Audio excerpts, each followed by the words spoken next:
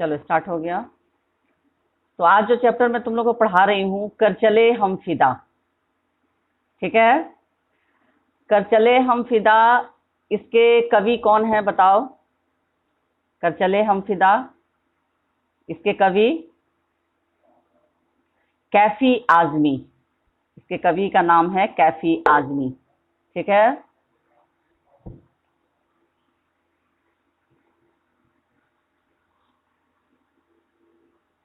मिल रहा है ये। और इस पाठ की रूपरेखा जो है, एक मिनट बच्चों रुक जाओ।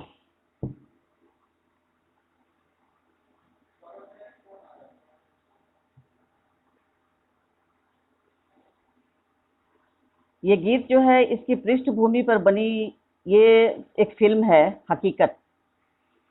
यह गीत जो है, ये कविता नहीं है बल्कि गीत है। और इस गीत के जो है, इसकी पृष्ठभूमि पर बनी एक फिल्म थी हकीकत। और यह ऐसे ही सैनिकों के हृदय की आवाज बयान करता है जिन्हें अपनी देशभक्ति पर गर्व है।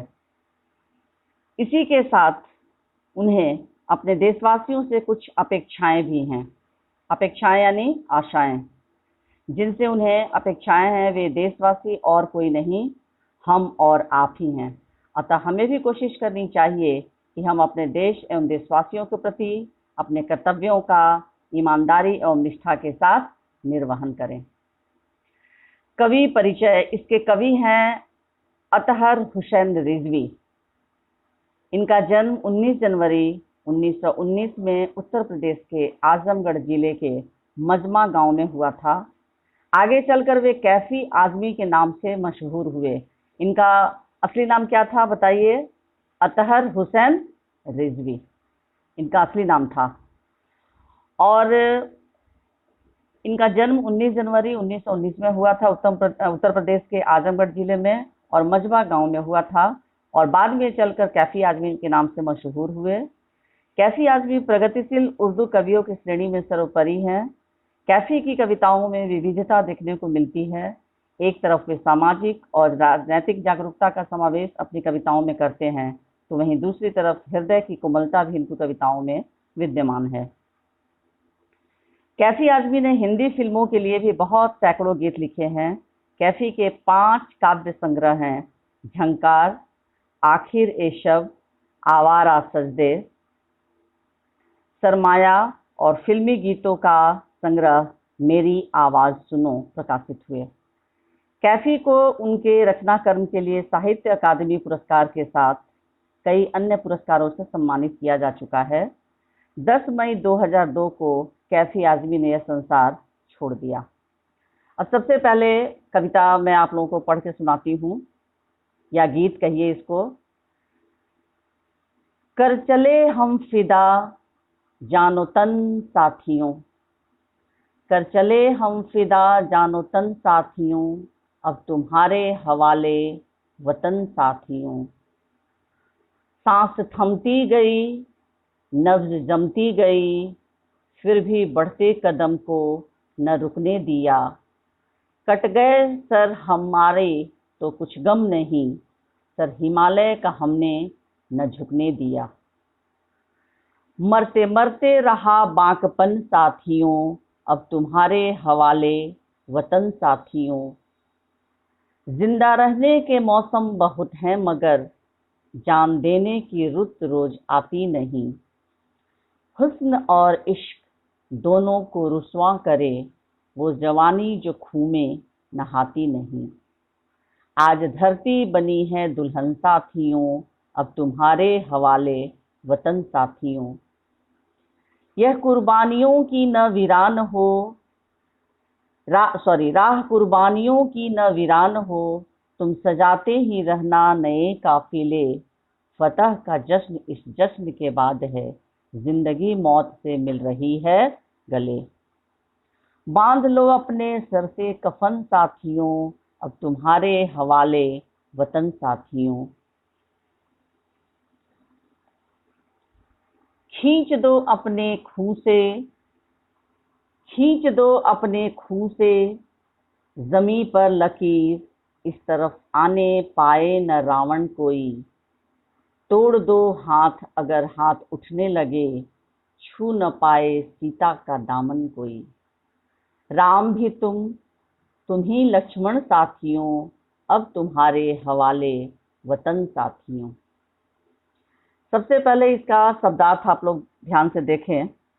फिदा, फिदा का अर्थ है न्यौछावर, हवाले सौंपना, रुत मौसम, हुस्न सुंदरता, रुस्वा बदनाम, खूं खून, काफिले यात्रियों का समूह, फतह जीत, जश्न खुशी मनाना, नब्ज नाड़ी, कुर्बानियाँ बलिदान, जमी जमीन, लकीर रेखा।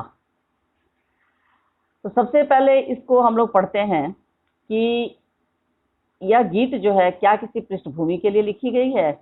हाँ, यह गीत जो है इसकी पृष्ठभूमि क्या हो सकती है, बताइए किस पृष्ठभूमि पर लिखी गई है। युद्ध, हाँ, युद्ध की पृष्ठभूमि पर। और इस गीत इस युद्ध की पृष्ठभूमि पर बनी यह गीत जो है लिखी, और ये एक फिल्म इस पर बनी है, हकीकत। हकीकत नामक फिल्म के लिए इस गीत को लिखा गया, कैफी आजमी ने इस गीत को लिखा। और इस गीत में सैनिकों के हृदय की आवाज को इस गीत में बयान किया गया है कि जिन्हें अपने किए धरे पर नाज है, और इसी के साथ इन्हें अपने देशवासियों से कुछ अपेक्षाएं भी हैं, आशाएं भी हैं, उम्मीदें हैं। और ये उन्हीं उम्मीद और आशाओं को लेकर एक युद्ध के मैदान में एक सिपाही जो है वो जाता है, और जब उसकी मृत्यु उसके करीब रहती है, किसी भी क्षण उसकी मृत्यु हो सकती है, उस समय वह यह कामना करता है कि मरणोपरांत ऐसा न हो कि कोई भी सिपाही या कोई भी देशभक्त फिर इस युद्ध के मैदान में आना बंद कर दे। वो नहीं चाहता है, वो चाहता है कि यह काफिला जो है ये यूं ही इसी तरह से सजता रहे। यानी एक साथ अगर 1000 सिपाही शहीद होते हैं युद्ध क्षेत्र में, तो ये संख्या जो है हजारों की संख्या फिर लाखों में परिवर्तित हो जाए, और लाखों में से फिर करोड़ों में। यानी यह त्याग और बलिदान का जो सफर है, यह सफर कभी रुकना नहीं चाहिए। तो इस पाठ में कैफी आजमी ने किस बात को बताया है कि जिंदगी प्राणी मात्र को प्रिय होती है, कोई भी इसे यूं ही खोना नहीं चाहता। असाध्य रोगी तक जीवन की कामना करता है, यानी यह जीवन मनुष्य को बहुत प्यारा होता है। असाध्य रोगी, ऐसा रोगी जिसकी बीमारी बहुत ही लाइलाज हो, असाध्य, जिसे साधा न जा सके, वह रोगी भी चाहता है कि जीवन के अंतिम क्षण में भी वह चाहता है, कामना करता है कि काश उसकी मृत्यु न हो। तो जीवन की रक्षा, सुरक्षा और उसे जिलाए रखने के लिए प्रकृति ने न केवल तमाम साधन ही उपलब्ध कराए हैं, सभी जीव जंतुओं में उसे बनाए बचाए रखने की भावना भी पिरोई है। इसीलिए शांति प्रिय जीव भी अपने प्राणों पर संकट आया जान उसकी रक्षा हेतु मुकाबले के लिए तत्पर हो जाते हैं। लेकिन इससे ठीक विपरीत होता है सैनिक का जीवन। सैनिक का जीवन, क्या आप लोगों को ऐसा नहीं लगता है कि हम आम मनुष्यों के जीवन से बिल्कुल अलग है? किसका जीवन ज्यादा कठिन है, हमारा या सैनिक का? बताइए। सैनिकों का जीवन सबसे कठिन होता है। आप लोग देखते होंगे, अभी तो बर्निंग टॉपिक आप लोग का चाइना और भारत का दिखा रहा है। हमारे सारे मंत्री नेता जा रहे हैं। अभी हमारे कोई गए थे देखने चाइना बॉर्डर पे, कौन गए थे अभी 17 तारीख को? रक्षा मंत्री राजनाथ सिंह, वेरी गुड। अभी वो गए थे, और किस तरह से सैनिकों का उन्होंने हौसला अफजाई किया, ये सारी चीज़ों को आप लोगों ने देखा होगा, टीवी पर न्यूज़ में देखते रहिए आप लोग। तो इस तरह से सियाचिन एक जगह है, उसके बारे में भी आप लोगों को पता होगा, हाँ, कि वहाँ 0 डिग्री पर वहाँ भी हमारे सैनिक दिन रात दिन रात वो जागते हैं और हम सोते हैं, वो सारे कष्टों को सहते हैं ताकि हम भारतवासियों को, बाकी लोगों को आराम दे सकें। तो इनका जीवन बहुत ही कठिन नहीं, बहुत कठिनतम होता है। तो इस तरह का विपरीत परिस्थिति में ये सैनिक रहते हैं, जो अपने नहीं, जब औरों के जीवन पर, उनकी आज़ादी पर आ बनती है, तब मुकाबले के लिए अपना सीना तान कर खड़ा हो जाता है, यह जानते हुए भी कि उस मुकाबले में औरों की जिंदगी और आज़ादी भले ही बची रहे, उसकी अपनी मौत की संभावना सबसे अधिक होती है। प्रस्तुत पाठ, जो युद्ध की पृष्ठभूमि पर बनी फिल्म हकीकत के लिए लिखा गया था, ऐसे ही सैनिकों के हृदय की आवाज बयान करता है, जिन्हें अपने किए धरे पर नाज है। इसी के साथ इन्हें अपने देशवासियों से कुछ अपेक्षाएं भी हैं, क्योंकि जिनसे उन्हें वे अपेक्षाएं हैं, वे देशवासी और कोई नहीं, हम और आप ही हैं। इसीलिए इसे आइए पढ़कर अपने आप से पूछें कि हम उनकी अपेक्षाएं पूरी कर रहे हैं या नहीं। ये कवि कह रहे हैं, कैफी आज़मी, कि इस गीत को पढ़ने के बाद या इस कविता को पढ़ने के बाद हम अपने आप से प्रश्न पूछें कि एक सिपाही जो मरणासन स्थिति में है, यानी किसी भी क्षण उसकी मृत्यु हो सकती है, और वह कामना करता है कि उसके जाने के बाद बहुत सारे सिपाही या सैनिक जो देशभक्त हैं, उनका जज्बा देश के प्रति किसी भी तरह कम न हो, यानी भारत माता की रक्षा करते हुए वे थोड़ा सा भी अपनी हिम्मत न हारें, लड़खड़ाए नहीं, यानी उनकी भावनाओं में कोई कमी न आए। तो इस गीत में फिदा यानी न्यौछावर, जानो तन यानी शरीर और प्राण, हवाले सौंपना, ठीक है, वतन देश राष्ट्र, थमती, थमती का अर्थ क्या होगा, रुकती, नब्ज नाड़ी या नस, बांकपन, बांकपन से तात्पर्य है साहस या जवानी का उत्साह। अब इसमें कवि कह रहे हैं, कैफी आज़मी, कि कर चले हम फिदा जानो तन साथियों। अपने दोस्तों से सिपाही जो है कह रहा है कि हम चले सब कुछ न्यौछावर करके, जान और तन, किसके नाम पर, ये भारत माता के नाम पर, इस देश की रक्षा करते हुए अपने प्राणों का न्यौछावर करते समय अन्य साथियों से कहता है कि हम तो देश की रक्षा करते हुए अपना शरीर और प्राण न्यौछावर करके इस दुनिया से जा रहे हैं, और अब तुम्हारे हवाले वतन साथियों, और अब ये देश कहाँ है, तुम्हारे हवाले है, तुम ही इसकी रक्षा करना, ठीक है। हमारी सांस, सांस थमती गई, नब्ज जमती गई, सांस जो है वो रुकने लगी है, और ठंड के कारण उसकी नस जो है, नस में जो खून बह रही है, वो खून धीरे धीरे ठंड के कारण जमने लगी है। फिर भी बढ़ते कदम को न रुकने दिया, लेकिन शत्रु के सामने, उधर से शत्रु जो है वो गोली चला रहे हैं, लेकिन फिर भी हमने अपने कदम को रुकने नहीं दिया। सीना तान कर उनके गोलियों का सामना करते हुए हम लगातार आगे की ओर बढ़ते ही गए। शत्रु से लड़ते लड़ते सिर कट जाने पर भी जरा दुख नहीं है, बल्कि हमें इस बात पर गर्व है कि हमने हिमालय पर्वत के सिर को, हिमालय हमारे देश का गौरव है, भारत माँ के सिर का मुकुट है। तो यहाँ कवि कह रहे हैं कि सिपाही की, सैनिक की भाषा, सैनिक जो है मरता हुआ सैनिक, मरते हुआ सिपाही की ये कथा है, और वो अपने बारे में वर्णन कर रहा है कि शत्रु से लड़ते लड़ते सिर कट जाने पर भी हमें जरा भी दुख नहीं है, बल्कि इस बात का गर्व है कि हमने हिमालय पर्वत के सिर को कभी झुकने नहीं दिया, हिमालय अर्थात देश के मान सम्मान को ठेस नहीं लगने दिया। यहाँ हिमालय जो है वो देश की आन मान और शान का प्रतीक है। मरते समय भी हमारे मन में बलिदान और संघर्ष का जोश बना रहा, यानी जो सिपाही है, सैनिक है, मर रहा है, वो किसी भी क्षण उसकी जो सांसें हैं वो रुक सकती है, लेकिन फिर भी वो कह रहा है कि हमारे हिम्मत और साहस में कोई कमी नहीं आई और हम तो मर गए, यानी मृत्यु को प्राप्त हो रहे हैं, किसी भी क्षण हम इस दुनिया से जा सकते हैं, लेकिन इस बात का गर्व है, फक्र है कि हमने सर हिमालय का हमने न झुकने दिया। हम मिट गए लेकिन हिमालय का सिर हमने झुकने नहीं दिया। सिर झुकने का अर्थ क्या होता है?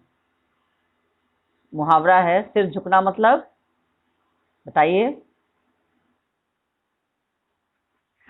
दूसरों की दासता या अधीनता स्वीकार करना, गुलामी स्वीकार करना, है ना। हमने या अपमानित होने देना। सिर झुकना यानी अपमानित होना। हमने भारत माता के सिर को झुकने नहीं दिया। हिमालय का सिर, भारत माता के सिर पर हिमालय जो है वो मुकुट की तरह शोभायमान है और हमने इस हिमालय को कभी झुकने नहीं दिया। उसके बाद मरते मरते रहा बांकपन साथियों, अब तुम्हारे हवाले वतन साथियों। और अंतिम समय भी हमने अपने हिम्मत और साहस से शत्रुओं का सामना किया और अब इस देश की रक्षा का भार तुम्हें सौंप रहे हैं, अर्थात देश की बागडोर अब तुम्हारे हाथ में है, अतः इसकी रक्षा करना अब तुम्हारा काम है। यानी जो सिपाही मर रहा है वो अपने दूसरे साथी सैनिकों से इस बात की कामना करता है, इस बात की इच्छा जाहिर करता है कि ऐ मेरे दोस्तों, मैं तो जा रहा हूँ लेकिन मेरे बाद अब ये वतन और इसकी इज्जत अब तुम्हारे हाथ में है। किसी तरह से इसकी इज्जत पे कोई आंच नहीं आए। इस तरह से जिंदा रहने के मौसम बहुत है मगर, जिंदा रहने के मौसम बहुत है मगर जान देने की रुत रोज आती नहीं। हुस्न और इश्क दोनों को रुस्वा करे वो जवानी जो खूह में नहाती नहीं। कह रहे हैं यहाँ जिंदा, यहाँ पर रुत, रुत का अर्थ क्या होता है कोई बताए? रुत ऋतु या मौसम, और हुस्न, हुस्न से तात्पर्य यहाँ सुंदरता का भाव होगा। हुस्न यानी शरीर होता है ना। हुस्न जो है उर्दू का शब्द है, इसका शाब्दिक अर्थ होगा हुस्न का शरीर, और इश्क यानी मोहब्बत, प्रेम, ठीक है। लेकिन यहाँ पर हुस्न, और हुस्न का अर्थ है सौंदर्य और इश्क का अर्थ है प्रेम। रुस्वा, रुस्वा का अर्थ क्या होगा? बदनाम, हाँ। खून, खून यानी रक्त या खून, ठीक है।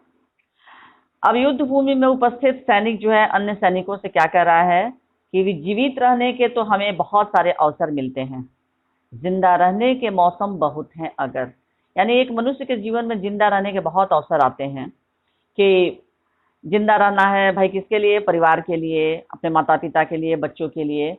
तो यहाँ कवि कह रहा है कि जिंदा रहने के लिए तो बहुत सारे समय मिलते हैं, बहुत सारे अवसर मिलते हैं, लेकिन देश की रक्षा के लिए और मर मिटने के लिए अवसर बार बार नहीं मिलते। यहाँ पर पंक्तियां देख रहे हो तुम लोग। जिंदा रहने के मौसम बहुत है मगर जान देने की रुत रोज आती नहीं।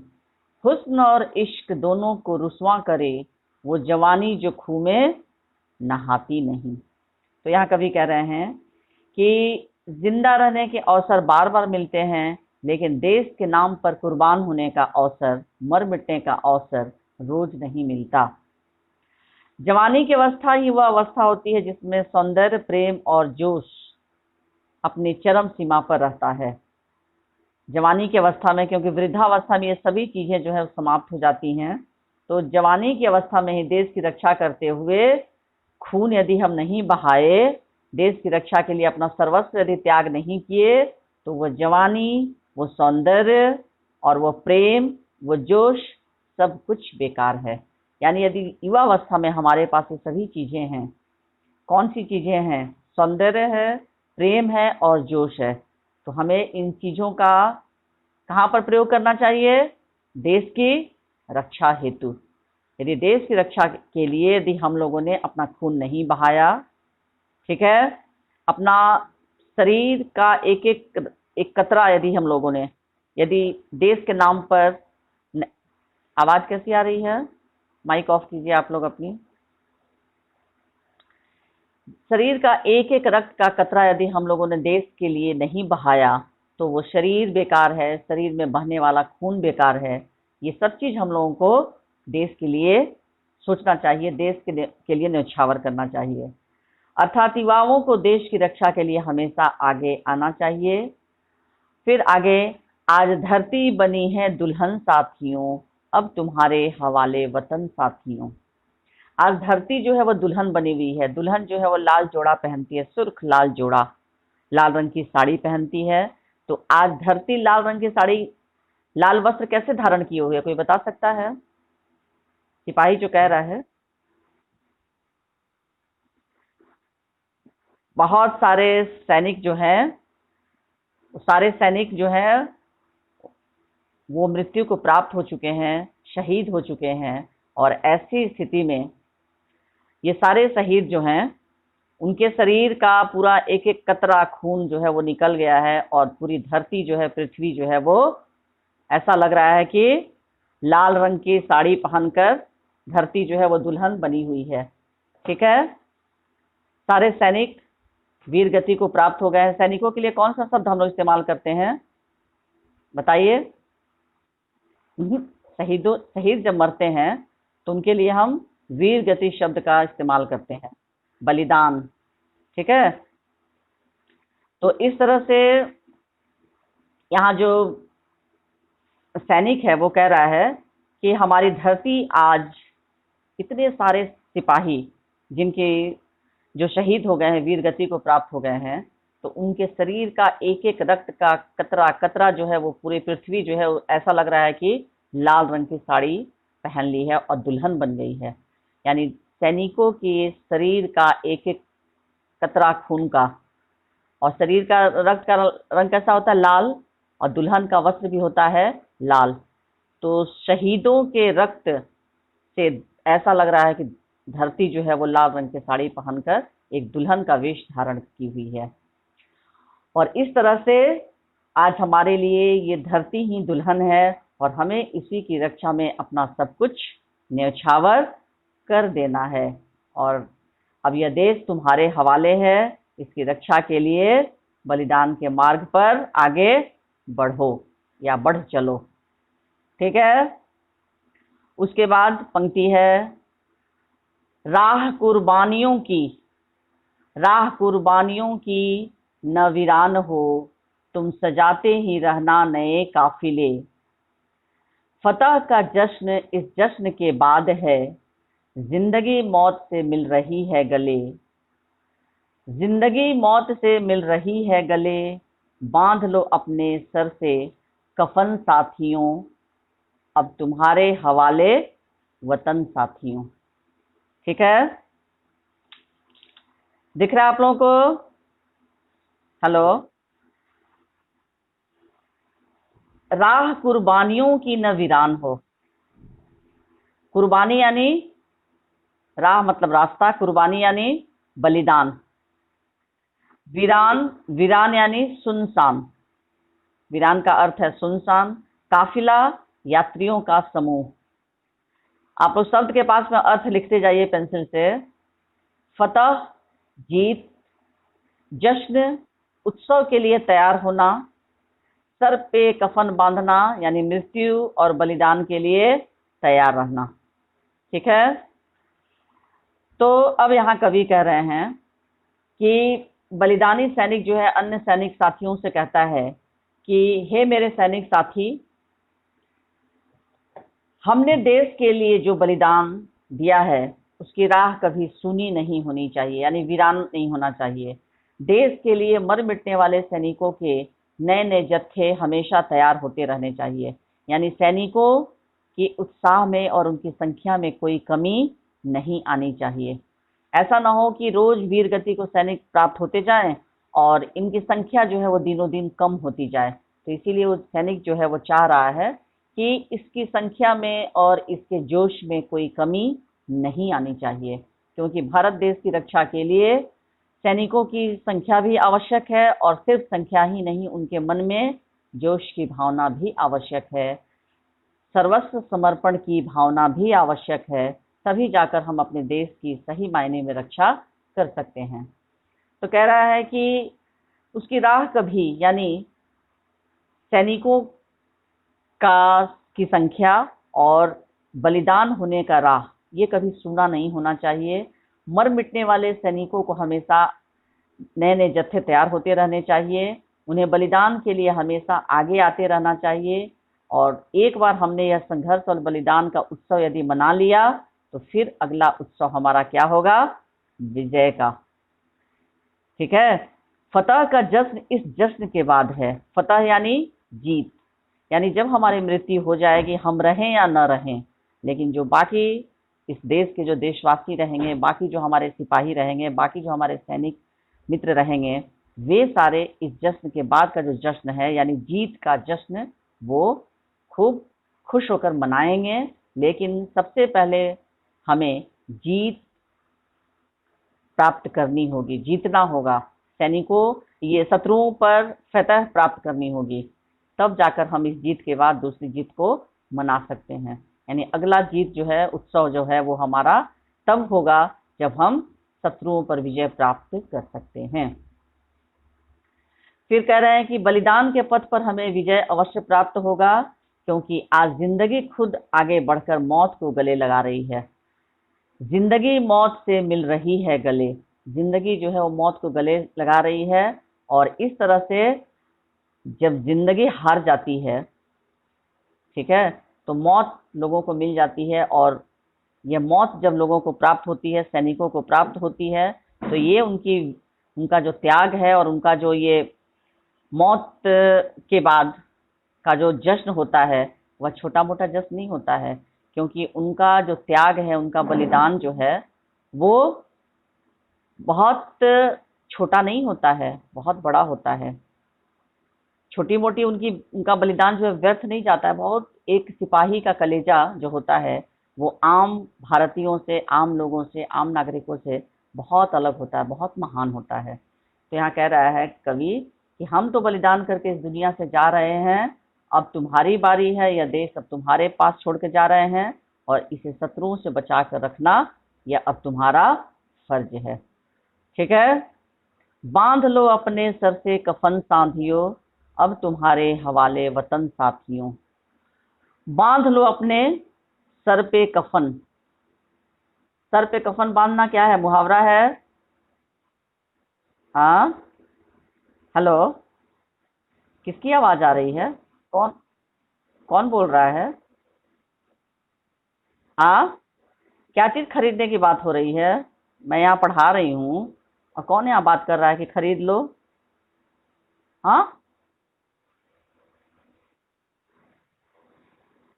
शिवांग शिव मूर्ति 10I। जो भी खरीदना होगा बाद में खरीदेंगे, पहले पढ़ाई कर लीजिए, अभी मार्केट बंद है। तो बांध लो अपने सर से कफन साथियों, अब तुम्हारे हवाले वतन साथियों। सिर पर कफन बांधना मुहावरा है, यानी मृत्यु के लिए हमेशा तैयार रहना। हाँ, उसके बाद नेक्स्ट, खींच दो अपने खून से जमी पर लकीर, इस तरफ आने पाए न रावण कोई। यहाँ रावण जो है वो बुराई का प्रतीक है। ठीक है। आज हम अगर कहते हैं चीनी जो है, चीनियों को रावण है, तो कोई गलत नहीं है, क्योंकि वो हमारी सीमा में प्रवेश करना चाहते हैं। यहाँ एक रावण नहीं, यानी कई रावण, यानी रावण यहाँ बुराई का प्रतीक है। आप रामायण काल की, सॉरी, महाभारत काल की कथा को जानते ही होंगे। सॉरी, रामायण में ना, कि किस तरह से, हाँ, सीता का हरण करता है, तो ये तो पता होगा आप लोगों का। तो यहाँ रावण जो है वो बुराई का प्रतीक है, किस तरह से वो सीता को छल से हरण कर लेता है। तो यहाँ पर शत्रुओं को रावण के समान ही माना गया है। यहाँ कवि कह रहे हैं कि खींच दो अपने खून से जमी पर लकीर, इस तरफ आने पाए न रावण कोई। यानी जिस तरह से राम और लक्ष्मण ने एक लकीर खींच दी थी, जिसको कहा जाता है लक्ष्मण रेखा, कि सीता उस रेखा से को पार ना करें। लेकिन जैसे ही सीता ने उस लक्ष्मण रेखा को पार किया कि रावण ने उनका हरण कर लिया। तो यहाँ सिपाही जो है कह रहा है कि इस जमीन पर एक रेखा खींच देनी चाहिए कि कोई भी विदेशी ताकत या शत्रु हमारे देश की सीमा में प्रवेश न कर पाए। तो देश के लिए शहीद होने वाले सैनिक मृत्यु को गले लगाने से पहले अपने अन्य सैनिकों को संबोधित करते हुए कह रहा है कि तुम अपने खून से धरती पर एक ऐसी लक्ष्मण रेखा खींच दो कि कोई भी शत्रु रूपी रावण इस लक्ष्मण रेखा को पार करने की हिम्मत न कर सके, और ऐसा भय दुश्मन के मन में भर दो कि हमारे देश की सीमा में कदम रखने के पहले वो 10 बार सोचे, और कभी तो पहले सोचे ही नहीं, और यदि प्रवेश करने की बात उसके मन में आ भी जाए तो हिम्मत न कर सके। तो इसके लिए एक सीमा रेखा होनी चाहिए, और यह काम कौन कर सकता है? हम सैनिक, हम सिपाही ही, हम देशभक्त ही ये काम कर सकते हैं। तो इस तरह से